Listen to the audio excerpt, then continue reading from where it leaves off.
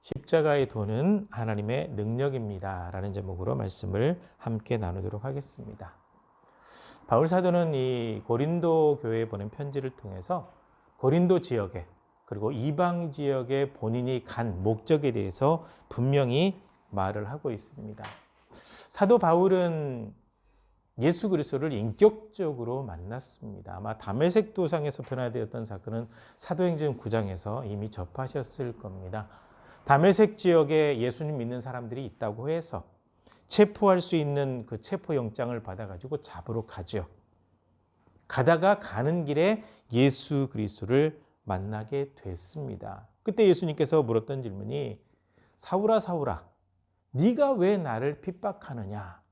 예수님 믿는 사람들을 핍박했는데 예수님께서는 왜 네가 나를 핍박하느냐. 왜냐하면 예수님 믿는 모든 사람들은 예수님의 몸된 교회 지체들이기 때문에 예수님 믿는 사람들을 핍박하는 것은 예수님 핍박하는 것과 똑같거든요. 이때 이제 이 다메섹 도상에서 바울이 사울이었을 때 완전히 거꾸러졌죠. 예수님 만났죠. 그리고 택함을 받았습니다. 네가 내 이름을 전하는 사람으로 선택을 받았으니 내가 너를 이방인에게 보내겠다라고 주님께서 분명히 말씀하셨습니다.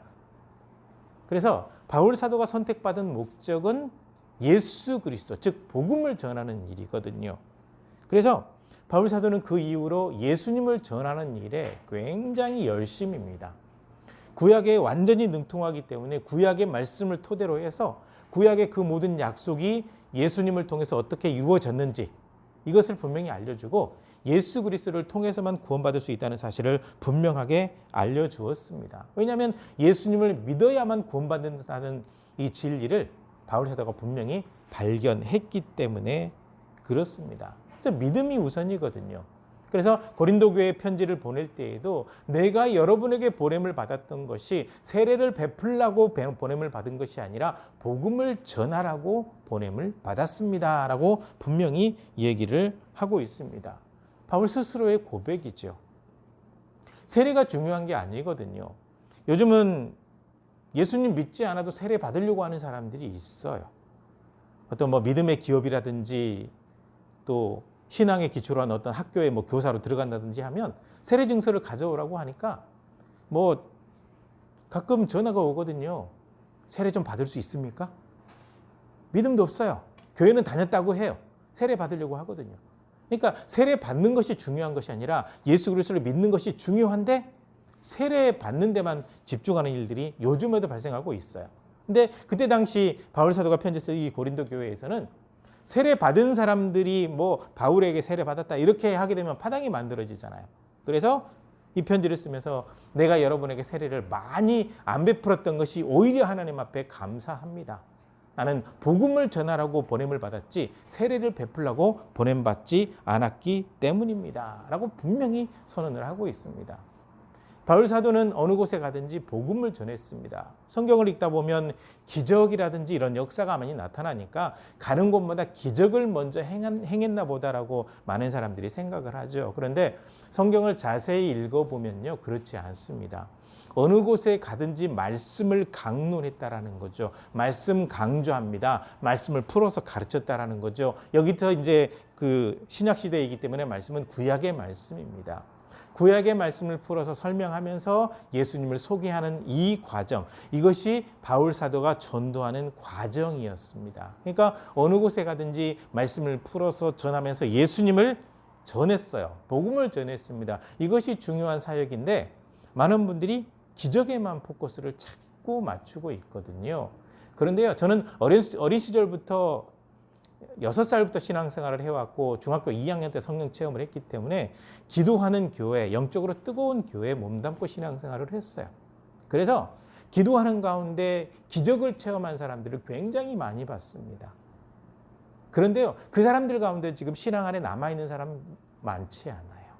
기적을 맛보면 모든 사람들이 예수님 믿을 것 같은 느낌이 들죠? 그렇지 않습니다. 순간 그 기적으로 뜨거워졌다가 모든 문제가 해결되고 나면 예수님을 떠날 가능성이 굉장히 커져요. 그렇습니다. 그리고 고린도 교회 상황을 만약에 접목해서 얘기한다면 바울 사도가 기적을 행하고 세례를 많이 베풀고 이 방법으로 만약에 복음을 전했다고 한다면 아마 예수님 믿는 사람보다는 바울 선생님에 속한 파가 훨씬 더 많아졌을 겁니다. 고린도 이 지역의 특징이 유능한 선생, 유명한 사람이 있으면 줄서기를 잘하니까요. 파당을 아예 만들어버리거든요. 그래서 이렇게 행하지 않았던 것에 대해서 오히려 감사하고 있는 바울 사도의 모습을 보는 겁니다. 그래서 바울 사도가 늘 조심했던 것 가운데 하나는 열심히 내가 복음을 전하고 내가 드러나 버리게 되면 주님의 영광 가리워지는데 이렇게 안 됐으면 좋겠다. 이런 마음이 늘 들었거든요. 그래서 세례 많이 베풀지 않은 것에 대해서도 감사하는 그런 상황이 되는 겁니다. 내가 예수 그리스도를 전하고 이 과정에서 내가 오히려 드러나 버리게 된다고 한다면 주님이 전해지는 것보다는 내가 전해져 버리거든요. 그렇게 되면 오히려 하나님의 영광이 가려워지기 때문에 바울 사도의 이 모습을 우리는 늘 기억을 해야 됩니다. 자꾸 우리의 의를 드러내려고 하기보다는 주님의 영광이 우리의 삶을 통해서 드러나야 돼요. 우리의 모든 삶과 전도를 통해서 예수 그리스도가 전파돼야 됩니다. 그런데 가끔은 이런 안타까운 얘기들이 들려요. 오늘 설교 시간에 목사님이 이렇게 얘기했잖아. 이렇게 살아야지. 해서 말씀의 이 주체가 이 설교자가 아니고 하나님이신데 이 목회자는 전달자인데 전달자가 마치 하나님 위치에 서 있는 것처럼 목사님이 그랬잖아. 이렇게 돼버리거든요. 이렇게 될 때 사람이 드러나게 되고 하나님이 드러나지 않아요. 바로 이런 모습이 되지 않기를 바울 사도는 간절히 마음속으로 원하고 살았고 복음을 또 그렇게 전했거든요. 그러므로 바울 사도의 이 심정을 닮아 있기를 간절히 부탁을 드립니다. 내가 드러나면 안 돼요. 예수님이 드러나야 됩니다. 특히 사람 중심으로 가는 그 어떤 공동체에서는요, 더더욱 조심해야 됩니다. 내가 마치 하나님을 조종할 수 있는 것처럼, 내가 마치 하나님인 것처럼 뭔가를 나눠주겠다, 뭘 하겠다라고 하게 되면 내가 드러나게 되고 하나님은 드러나지 않아요.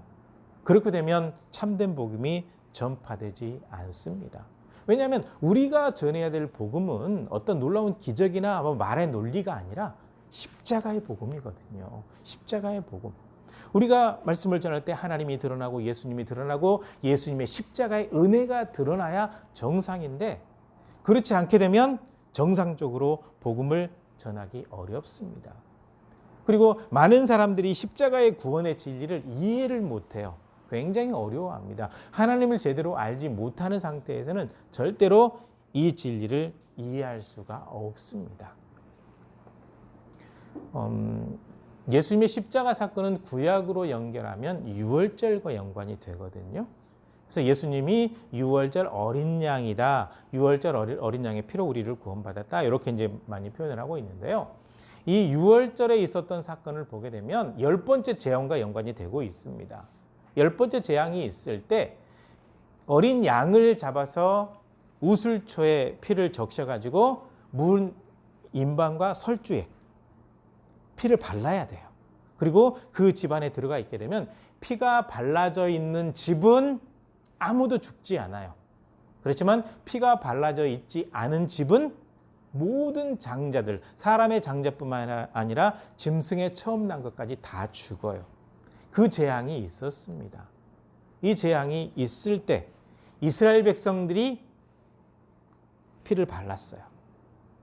피를 받은 그 집에는 아무런 죽음이 없었습니다. 하지만 이집트에 있는 모든 사람의 집에는 다 죽음이 임하게 됐습니다. 그래서 그들이 처음 난 장자들을 장례식하는 날 이스라엘 백성들이 이집트에서 나오게 되죠. 피가 발라져 있는 집은 죽음이 지나갔습니다. 발라져 있지 않은 집은 죽음이 임했습니다. 바로 이 피, 하나님께서 말씀하셨던 이 피가 어디로 연결되냐면 예수님의 십자가의 피로 연결이 돼요. 그래서 예수님께서 십자가에 피 흘려 죽으셨기 때문에 예수 그리스도를 믿는 사람에게는 피가 발라져 있는 것과 똑같아요. 주님께서 보시면 다 구별이 돼요. 그래서 예수 그리스도의 십자가의 보혈로 우리가 구원을 받았다라고 이렇게 설명을 하는데 많은 사람들이 6월절에 있었던 얘기를 해도 어떻게 피가 발라진 집에 그런 일이 있냐? 이건 설하다, 지어낸 얘기다 라고 믿지 않는 일들이 너무 많아요. 구약의 말씀을 이렇게 쭉 설명을 해도 마치 어떤 설화인 것처럼, 물론 자유주의 신학자들이 그렇게 만들어놨기 때문에 그런 상황이 되었겠지만 마치 사람이 만들어낸 것처럼, 내지는 다른 지역에 있는 어떤 설화들을 가져다가 성경에 집어넣은 것처럼 믿지 않고 가짜로 여긴단 말이에요. 이것조차 제대로 믿지 못하는 사람들이 예수 그리스도의 십자가의 보혈에 대해서 설명을 할 때 이해할 수 있을까요? 이해 못합니다. 복음 전하니까 어떤 사람들이 그러더라고요. 어떤 사람이 그런 얘기를 하더라고요. 아니, 유대에서 죽은 어떤 사람이 나와 무슨 상관이 있냐? 왜 나한테 그걸 전하냐? 받아들이지 않아요. 어렵습니다. 참 어렵습니다. 그래서 십자가의 은혜, 십자가를 통한 구원의 진리를 전하는 것도 굉장히 어렵고 이해시키는 것도 어렵습니다. 바로 이것이 십자가의 도거든요. 십자가의 도, 십자가를 통한 구원, 이 구원의 은혜인데 이것을 이해시키는 건 참 어렵습니다. 쉽지가 않습니다. 잘 받아들이지 않거든요. 어떻게 사람이 흘린 피로 사람이 구원받냐라고 하면서 받아들이지 않는 사람들이 너무 많기 때문에 그렇습니다. 그런데 중요한 것은요, 성경을 통해서 분명히 말씀하고 있는 것은 예수 그리스도를 믿는 자에게는 영생이 있고 믿지 않는 자에게는 영생이 없다라고 분명히 선언하셨습니다. 하나님의 말씀이거든요. 분명한 말씀이거든요. 그러면 하나님의 말씀대로 그대로 이루어집니다. 아직까지 하나님의 말씀 가운데 이루어지지 않은 것이 하나도 없고요. 또 아직 이루어지지 않은 것도 계속해서 이루어져 가는 과정 속에 있습니다. 그러므로 흔들림 없이 하나님 말씀 붙잡고, 많은 사람들이 믿지 않고 조롱한다고 해도 흔들림 없이 이 믿음을 지켜나가는 것이 우리에게 중요하고요.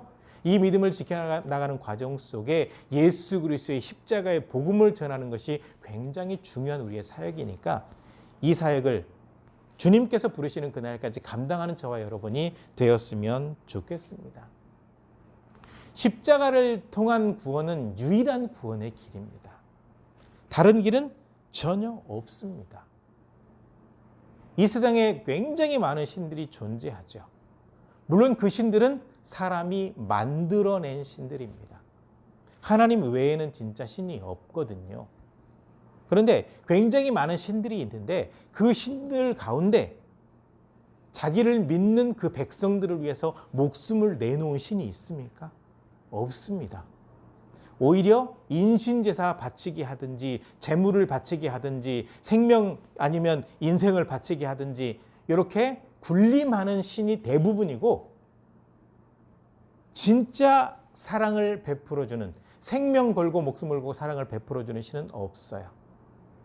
가짜 신들이니까. 근데 딱 하나 진짜 신, 우리 하나님께서는 그 일을 하셨습니다. 사람이 죄를 지었어요. 하나님 앞에 감히 서지도 못해요. 구약의 말씀들을 읽다 보면 그런 장면들을 자주 접하게 되는데, 하나님께서 보내신 천사만 만났어도 죄 많은 인생 내가 하나님의 천사를 만났으니 이제는 죽어야 되겠구나, 죽겠구나, 이렇게 표현을 하고 있거든요. 그 정도로 죄로 인해서 하나님을 두려워하는 존재가 됐습니다. 이 존재들을 위해서 하나님께서 사람이 되셔서 이 땅에 오셔서 십자가에 못 박혀 피를 다 흘리시고 죽으셨단 말입니다. 그리고 누구든지 예수 그리스도를 믿는 사람은 구원받는다라고 선언하셨습니다. 내가 곧 길이요 진리요 생명이다라고 예수님께서 말씀하셨잖아요. 바로 구원의 유일한 길이라고 분명히 말씀하고 있는 겁니다. 굉장히 좋은 소식이죠. 그런데 이 소식을 믿지 않는 사람들에게 전하면 그들은 믿지 않아요. 도저히 이해를 못합니다. 어떻게 그렇게 미련한 신이 있냐? 신이 어떻게 그럴 수 있냐? 받아들이지 않습니다. 하지만 믿는 우리에게는 이보다 더 좋은 소식이 없습니다. 그래서 십자가를 통한 구원의 은혜는 하나님께서 우리에게 베풀어주신 최고의 사랑이고 구원받을 수 있는 유일한 길이거든요. 바로 이것을 우리가 먼저 잘 믿는 것이 대단히 중요합니다. 하나님께서 베풀어주신 놀라운 은혜이거든요. 잘 믿어야 돼요. 이 진리를 잘 믿는 것이 대단히 중요합니다. 그리고요, 또 한 가지 기억할 것은 세상의 모든 이성과 논리로는 하나님의 복음을 전하기 어렵습니다. 특히 믿음이라고 하는 이 단어를 설명하기 너무 어렵습니다. 이성으로 이해하기는 너무 어려운 것이 바로 하나님의 영역이기 때문에 그렇습니다. 과학자들이 가장 잘 믿기 어려운 것 가운데 하나가 뭔 줄 아십니까? 태초에 하나님이 천지를 창조하시니라. 하나님께서 말씀으로 창조하셨거든요. 이 세상을 6일 동안 창조하셨거든요. 그런데 믿을 수가 없어요. 어떻게 아무것도 없는데 있어라 한다고 생기냐. 뭔가 재료를 가지고 만들어내야지 없는 상태에서 어떻게 생기냐. 과학자들의 이성으로는 도저히 이해할 수가 없는 겁니다. 어려워요. 이해가 안 돼요. 그 다음에 십자가에 못 박혀 돌아가심으로 예수님께서 우리를 구원하셨는데 십자가에 못 박혀 돌아가시고 장사된 지 3일 만에 부활하셨다라고 얘기하면 야, 죽은 사람이 어떻게 살아나냐. 과학적으로 이렇게 설명을 하죠. 잠시 죽었다가 금방 깨어나는 건 괜찮지만 5분 이내에 깨어나는 건 괜찮지만 3일 지나고 만약에 살아났다고 한다면 뇌는 완전히 다 망가졌을 텐데 어떻게 정상적으로 살아갈 수가 있냐. 그 논리를 펴면서 믿지를 못해요. 그러니까 복음을 전하려고 해도 세상의 어떤 이성과 논리 가지고 다가오게 되면 설명하는 것이 너무 어렵습니다. 왜냐하면 하나님께서 행하신 이 영역은 사람이 가지고 있는 이성의 영역을 뛰어넘거든요. 물 위를 걸어 다니시죠. 죽은 사람을 살리시죠. 금방 병들게도 하시고 금방 낫게도 하시고 이 모든 우주 만물을 하나님께서 주관하시는데 놀라운 방법으로 주관하시는데 이건 이성으로 이해할 수 없는 것들이 너무 많거든요. 그러니까 이성으로 자꾸 설명하려고 하면 너무 어렵습니다. 그래서 세상 사람들이 받아들이질 않아요. 받아들이지 않고 뭐 옛날에는 조금 우매 정책을 썼기 때문에 좀 믿기는 했지만 사람들이 이성적으로 깨어나기 시작하면서 이상하다. 교회가 이상하다. 왜 저 모양이지? 라고 하면서 교회가 그리고 교회 다니는 사람들이 저렇게 살고 있는 거 보니까 하나님이 없나 보다. 라고 하면서 생겨나게 된 것이 실존주의, 인문주의, 진화론.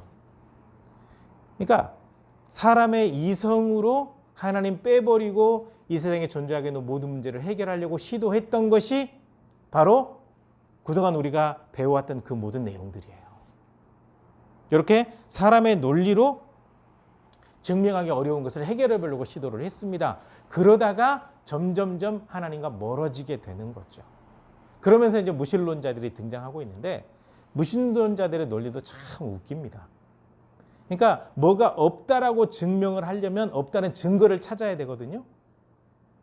그러면 이 세상에 신이 존재하고 있지 않다라고 얘기했으면 신이 존재하고 있지 않다는 증거를 찾아야 되거든요. 증거는 하나도 없는데 제시도 못하면서 신이 없대요. 신이 있다라고 증명할 수 있는 일들, 놀라운 기적의 일들이라든지 놀라운 역사들은 굉장히 많은데 신이 없다라고 주장하는 사람들은 신이 없다는 걸 증명도 하지 못하면서 없다라고 주장을 하고 있어요. 어거지 논리를 펴는 거죠. 그러면서 그 어거지 논리로 우리가 전하는 복음까지도 거부해버리는 겁니다. 그래서 십자가의 십자가를 통한 이 구원을 세상 사람들에게 전하려고 하면 그 사람들은 쉽게 받아들이지 않고 세상에 저렇게 미련한 것이 있냐? 어떻게 저렇게 이해될 수 없는 일로 구원하냐? 저건 아닌 것 같다. 라고 받아들이지 않아요.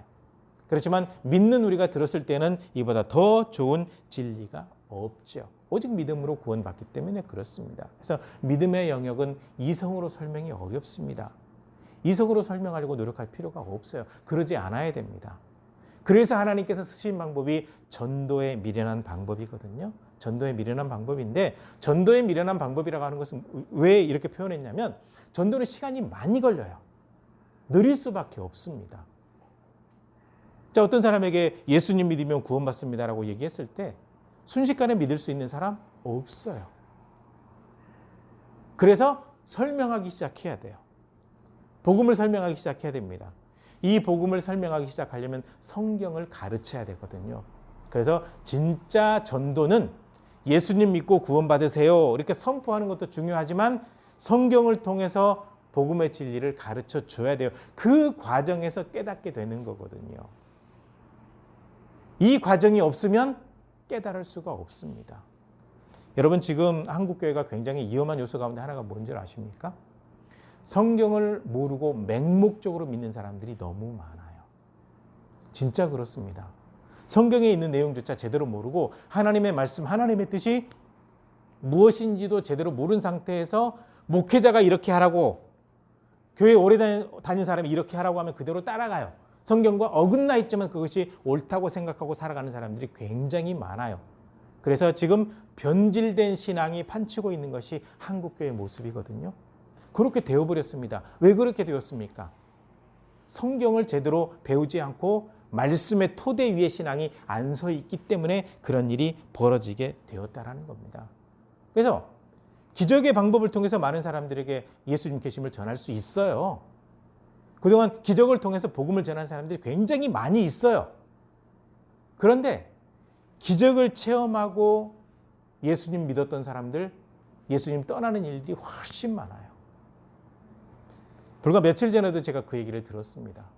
어떤 사람이 정신적으로 굉장히 힘이 들어서 기도하는 데 참여해가지고 기도해서 3주 만에 정신질환이 나았어요. 기적이 일어났어요.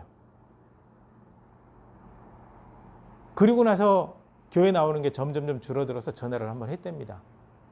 그랬더니 뭐라고 표현하냐면, 그때 당시에는 내가 기적이라고 생각을 했는데 마침 내가 병이 나을 때쯤 돼가지고 거기 갔기 때문에 내가 나은 거야 라고 하면서 더 이상 전화하지 말라고 얘기했다는 거예요. 예전에도 그런 일이 너무 많았고 지금도 그런 일이 벌어지고 있어요. 기적이요? 물론 역사의 도구가 될 수 있고 복음 전하는 도구가 될 수 있지만 그것으로는 안 됩니다.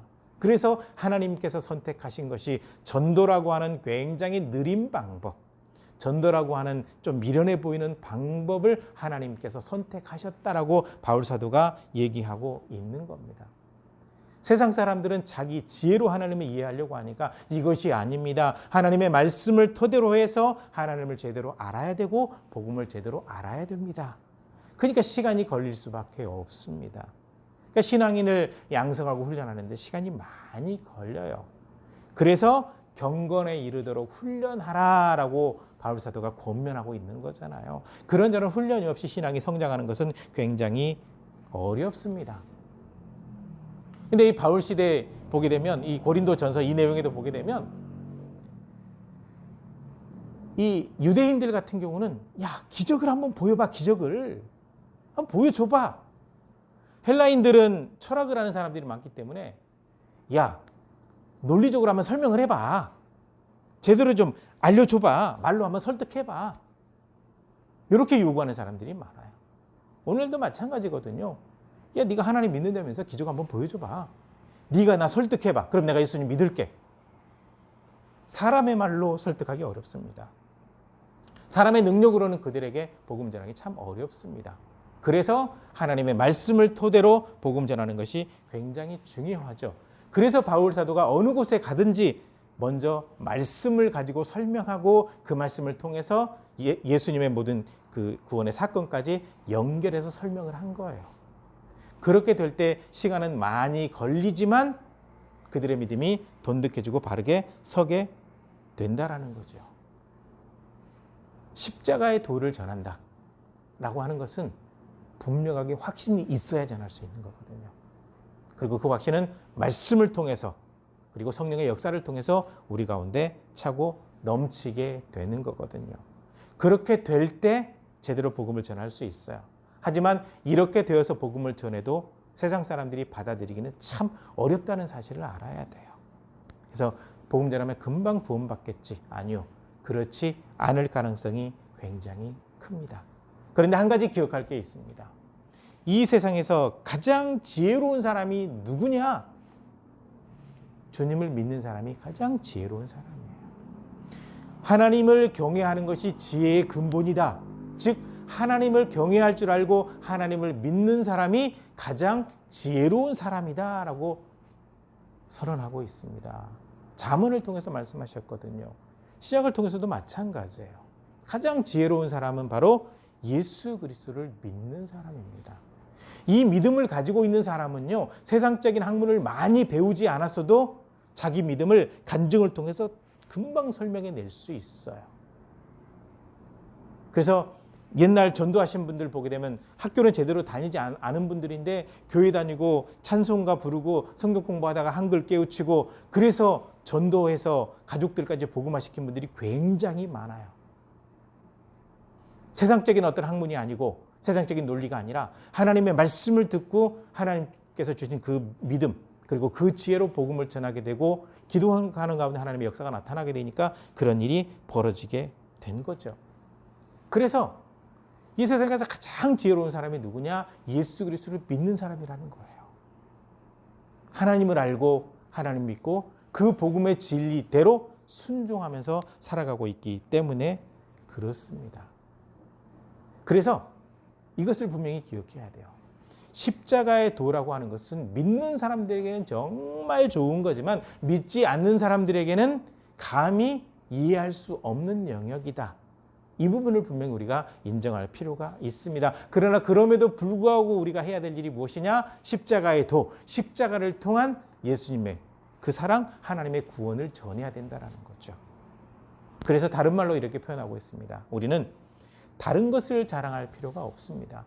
세상 사람들은 많이 배웠다, 많이 가지고 있다, 또 무엇을 하고 있다, 높은 위치에 있다, 이것을 자랑하고 있지만 예수 그리스도를 믿는 사람은 세상적으로 굉장히 많은 것을 가지고 있다고 할지라도 다른 것 싹 치우고 예수 그리스도만 자랑해야 된다는 거죠. 예수 그리스도만 믿고 예수 그리스도만 의지하고 예수 그리스도만 자랑할 수 있어야 된다. 바로 그 얘기를 하고 있습니다. 사람의 능력이라고 하는 것은요, 글쎄요, 이 두뇌를 100% 발휘하게 되면 컴퓨터보다 더 뛰어나다 그래요. 이제 뇌를 연구한 분들이 그런 얘기를 하거든요. 그 얘기를 하는데 100% 이 역량을 발휘할 수 있는 사람은 없어요. 100% 역량을 발휘하게 되면 글쎄요, 사람이 존재하기 어렵다라고 얘기를 하더라고요. 그 정도로 하나님께서 만드신 최고의 작품이 사람이거든요. 최고의 작품이 사람인데 역설적이게도 최고로 약한 존재가 또 사람이에요. 어느 정도로 약하냐면 지금 보세요. 코로나가 이렇게 창궐하고 있는데 눈에 보이지 않는 바이러스 하나 들어가게 되면 사람이 완전히 망가져요. 그래서 그거 두려워서 저 같은 경우도 식당에 잘 못 가거든요. 괜히 저랑 상담하거나 접촉하는 사람들에게 혹시 전파자가 되어버릴까 봐 두려워서. 바이러스 하나도 무서워할 정도로 사람이 나약하거든요. 연약하거든요. 이렇게 연약한 존재이면서도 사람의 마음속에 어떤 게 들어있는 거냐면 걱정하지 마. 나는 뭐든지 할 수 있어. 이게 이제 포스트 모더니즘 시대의 특징이거든요. 자기 자신이 신이 되는 거예요. 자꾸. 신의 위치에 서는 거예요. 그러면서 하나님을 거부해요. 복음을 받아들이려고 하지 않아요. 지금 이런 시대에 살고 있기 때문에 십자가의 도를 전하는 것은 어렵습니다. 바울 사도가 예수님에 대해서 전혀 알지 못하는 사람에게 복음을 전하러 갔던 그 시대에도 어려웠지만 지금 어설프게 교회 다니다 그만둔 사람들이 굉장히 많은, 그리고 교회가 교회다운 모습을 가지고 살지 않아서 교회가 부정적으로 인식되어 버린 이 시대 속에서 십자가의 도를 전한다고 하는 것은 굉장히 어렵다라는 거예요. 그렇지만 그럼에도 불구하고 해야 되는 일이 무엇이냐? 십자가의 도를 자랑한다라는 거죠. 예수님을 자랑해야 된다라는 거죠. 복음을 전해야 된다라는 겁니다. 여기에 전제 조건이 분명히 있어요. 나에게 그 확신이 분명히 있어야 됩니다. 그래서 십자가의 도는 하나님의 능력이다. 이 논리가 쉽게 딱 받아들이지 않아요. 십자가의 도가 하나님의 능력이다. 이렇게 말씀드리면 훨씬 쉽습니다.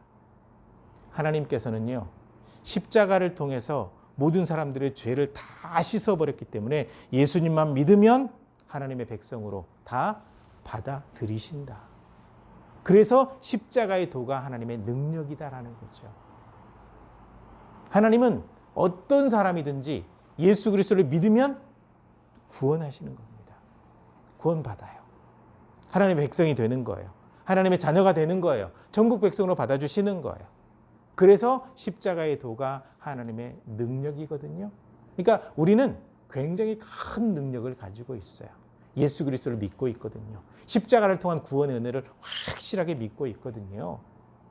이 믿음을 가지고 있기 때문에 흔들림 없이 이 믿음대로만 살아갔으면 좋겠습니다. 세상 속에서 자꾸 타협하지 말고 자꾸 어긋난 길로 가지 말고 하나님께서 원하시는 대로 이 믿음만 굳건하게 지켜나가면 우리를 통해서 예수님은 전파되어지는 겁니다. 그래서 세상 속에서 믿음의 색깔을 가지고 살아가는 것이 중요하다라고 분명히 말씀하고 있어요. 십자가의 은혜로 구원받은 사람들이니까 그 믿음으로 살아라 라고 말씀하시는 거죠. 그리고 또 한 가지 준비를 해야 될 것이 무엇이냐?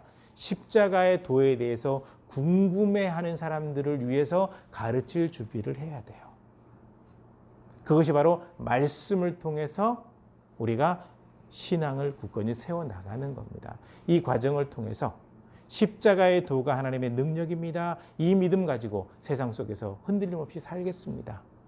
바로 이 믿음으로 살아가시면서 수많은 사람들 앞에 믿음의 사람은 이렇게 삽니다. 십자가의 도가 우리에게 이렇게 영향을 미치고 있습니다. 라고 보여줄 수 있는, 주님을 증거할 수 있는 그런 삶의 모습이 되시기를 주의 이름으로 간절히 부탁을 드립니다. 기도하시겠습니다.